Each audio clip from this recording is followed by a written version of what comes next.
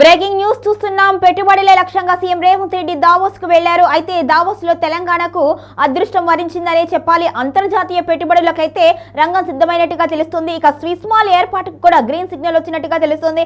మొత్తానికైతే పెట్టుబడులే లక్ష్యంగా ఇప్పటికే రేవంత్ రెడ్డి టీం అయితే దావోస్ లో పర్యటిస్తుంది. ప్రపంచ ఆర్థిక వేదిక అయిన దావోస్ సమావేశాల్లో తెలంగాణకు అంతర్జాతీయ స్థాయిలో బంపర్ అవకాశాలు వస్తున్నాయి.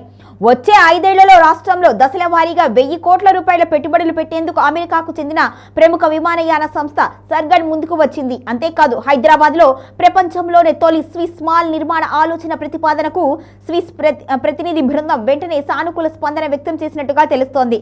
దావోస్ లో జరుగుతున్న ప్రపంచ ఆర్థిక వేదిక సదస్సులో సర్గడ్ సంస్థ వ్యవస్థాపకుడు CEO శ్రీనివాస్ తోట ముఖ్యమంత్రి రేవంత్ రెడ్డితో సమావేశమయ్యారు. ఇందుకు సంబంధించిన అవగాహన ఒప్పందంపై రాష్ట్ర ప్రభుత్వంతో సర్గడ్ సంతకం చేసింది.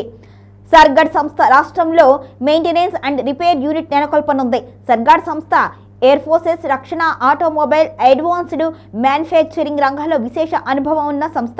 మొత్తానికైతే ముఖ్యమంత్రి రేవంత్ రెడ్డి ఈ విషయంపై ఆనందంగా స్పందించినట్టుగా తెలుస్తుంది. వరంగల్, ఆదిలాబాద్ లో 2 కొత్త విమానయానాలు ఏర్పాటు చేస్తాము అని, ఈ ప్రాంతాల్లో ఏదైనా ఒక చోట సర్గడ్ సంస్థ తమ మెయింటెనెన్స్ అండ్ రిపేర్ యూనిట్ కేంద్రం ఏర్పాటు చేసే అవకాశం ఉంటున్నట్టుగా తెలుస్తుంది. మొత్తానికైతే సీఎం రేవంత్ రెడ్డి తెలంగాణ ముఖ చిత్రాన్ని మార్చాలి అనే ఆలోచనలో ఉన్నారు.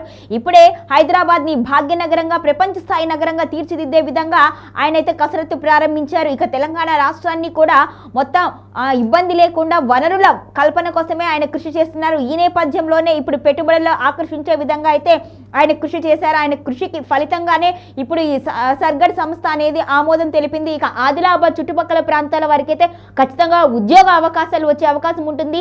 ఈ ప్రతిపాదన ఓకే అయ్యి పనులు ప్రారంభమైతే ఇక ముందు తెలంగాణ భవిష్యత్తు మారే అవకాశం ఉన్నట్లుగా విశ్లేషకులు అయితే చెబుతున్నారు.